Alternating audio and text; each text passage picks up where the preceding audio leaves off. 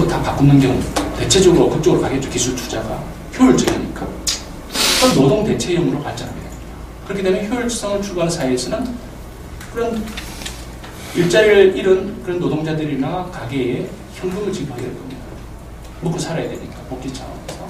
그게 기본적으로 현금형 복지입니다. 효율적입니다. 현금을 지급하는 게 복지에 있어서 가장 효율적인 방법입니다.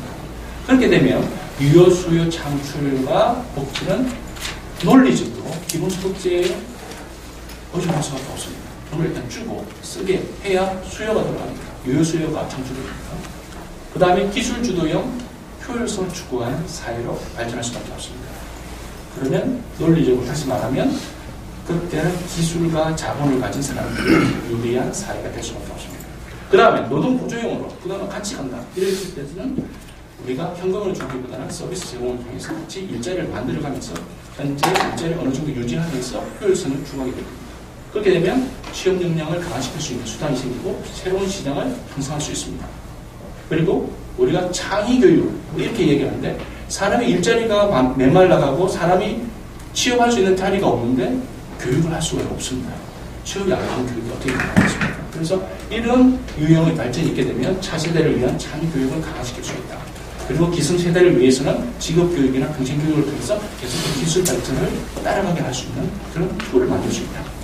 그리고 결국은 일자리를 저수지하고 우리 이 첨단 기술의 수혜를 전 국민이 같이 공유할 수 있는 그런 체제로 조금이라도 다가갈 수 있다 하는 그런 내용입니다. 그러면 말로 할 것이 아니고 그럼 모델을 가지고 한번 돌려보자, 만들어보자. 그래서 이제 주로 기본 방향과 결정 요인이 그렇습니다. 기술, 그건 자본이거든요. 여기에 노동, 그리고 교육과의 관계가 됩니다. 그래서 우리 기본적으로 자본의 선순환 구조라는 걸 보면 투자를 하게 되면 생산성이 향상되고 거기로 인해서 수익 창출이 되는 게 기본적인 선순환 구조입니다. 그런데 4차 산업혁명 말하기 이전에 지금 상황을 한번 보십시오. 일단 기술 투자를 하게 되면 대부분 비효율적인 인간 노동력과 기계로 다 대체하게 됩니다. 그러면 노동력이 대체, 자본 투자를 하게 되면 노동력이 대체되고 그 일자리가 줄어들 수밖에 없습니다. 물론 늘어나는 부분도 있습니다. 그렇지만 여러분이 아시겠지만 기하급수적이라는 개념과 산술급수적이라는 게 차이가 납니다. 바꿀 때는 온통 한꺼번에 제도가 그냥 확 뒤집힐 정도로 다 바뀌어집니다. 인공지능 기계에 의해서. 그렇지만 새로 만드는 것은 참 어렵습니다. 그렇기 때문에 그런 부분이 있다는 거. 그래서 고용이 축소되고 가계소득이 감소된다는 것입니다. 가계소득이 감소되면 어떻겠습니까? 잘 안 쓰죠. 교육에도 투자를 많이 안 합니다. 소비도 잘 안 합니다. 소비를 안 하게 되면 어떻게 됩니까? 기업에서 인공지능 로봇으로 엄청나게 이렇게 생산을 해도 사줄 사람이 없습니다. 결국적으로 재무적 파산 상태에 이르게 된다는 것이죠. 그리고 노동력을 완전 대체하기보다는 그래서 가계소득과 소비를 일정 정도 유지해주는 방식으로 우리 정책이 나가야 된다. 이게 국가적으로도 이익이 될 수 있다는 것입니다. 그래서 이렇게 되면 가계소득이 형성되고 교육에도 투자를 하게 되고 4차 산업혁명 관련된 부분에 투자하고 가계도 그만큼 여력을 가지고 준비를 할 수 있는 그런 기회를 가질 수 있습니다. 그래서 노동 생산성을 향상시키는 방향으로 우리가 조금이라도 다가갈 수 있는 겁니다. 한꺼번에 완전히 이걸 휩쓸어서 기계로 대체하기보다는 이런 부분에 전략을 추구하는 게 필요하다는 겁니다. 그러면 주요 결정 요인은 뭐냐? 기본적으로 노동 대체 요인입니다.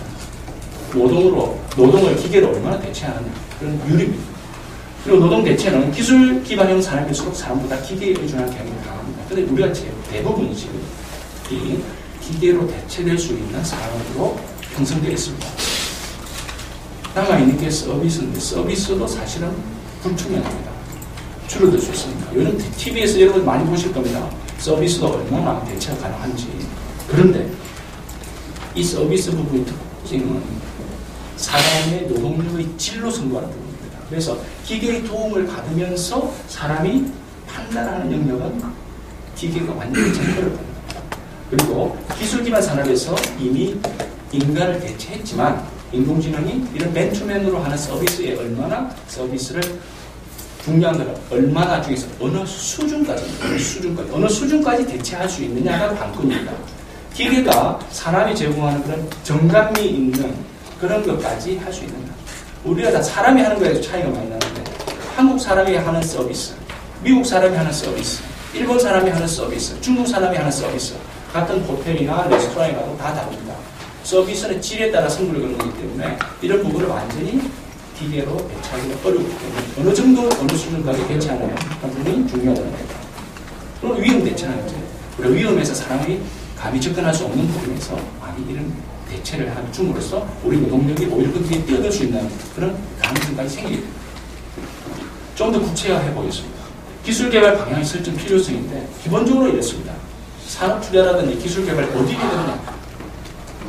기본적으로 자본당, 초자본당 정업원 또는 노동 인력이 증가하고 노동 생산성도 증가하는, 함께 증가하는, 생산성이 증가하고 고용도 증가하는 그런 산업이 있다면 그걸 발견해서 거기에 투자를 하는 것이 우리 일자리를 저수지할 수 있는 그런 저수지화할 수 있는 그런 전략이다 하는 겁니다.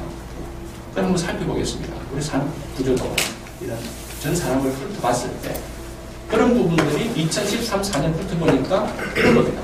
자본당 종업원이 증가하고 노동 생산성도 증가하는 부분이 뭐가 있냐? 보건 및 사회복지 서비스, 교육 서비스, 문화 및 기타 서비스. 지금 우리 4차 산업혁명 시대에 가장 중요한 부분들입니다.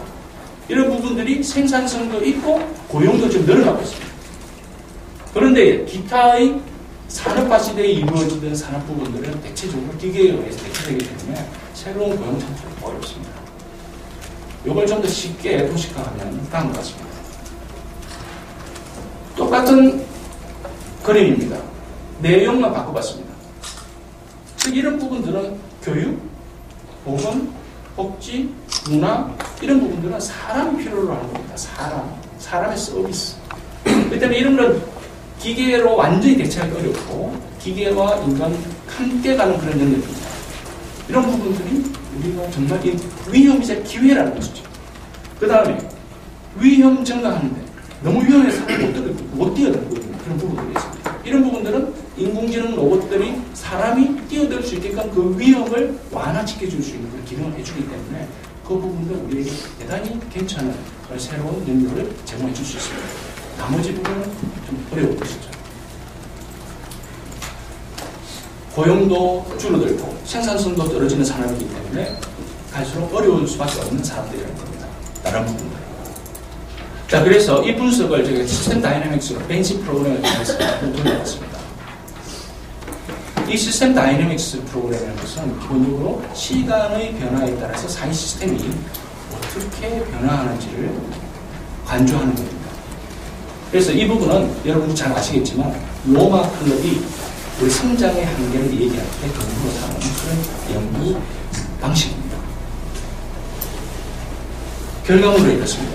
기본적으로 돌려보게 되면 2020년 이후 약 10년간 인력을 기계로 대체하고자 하는 압력이 상승될 것이다. 저는 2020년 주변 되면 우리 인구, 학령 인구가 급감합니다. 그 시기 되면. 전체 인구도 2035년 기점으로 밑으로 추락할 수밖에 없습니다. 그런데 그 이전에 벌써 2020년에서 10년간 인력을 기계로 대체할 수밖에 없다는 결과가 나옵니다. 그리고 노동력을 대체한 인공지능이 생산 능력이 많다 하더라도 아까 전에 말씀드렸듯이 인공지능 로봇이 아무리 생산을 많이 해줘도 일자리를 잃은 사람이 소득이 없는데 그걸 어떻게 사줄 것이냐. 그렇기 때문에 실질적인 사회 후생은 떨어질 수밖에 없다는 겁니다. 이 시뮬레이션 시사점은 다음과 같습니다. 그래서 어느 한 특정 분야, 공학 기술만 가지고 되는 문제가 아닙니다. 이는 사회 시스템 전반의 문제이기 때문에 기술, 노동, 교육, 복지, 그 다음에 인구 등에 대한 복합 연구가 필요하다는 것입니다.